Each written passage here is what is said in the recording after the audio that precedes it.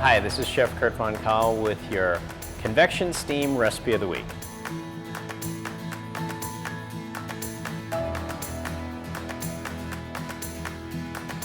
Sous vide is a great way of cooking in which you help retain moisture of the food that you're producing.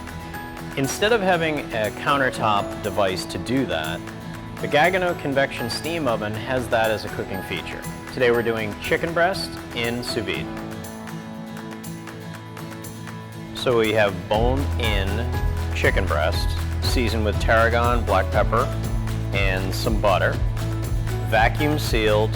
We're going to cook it right on the rack in the Combi steam using sous vide at 146 degrees.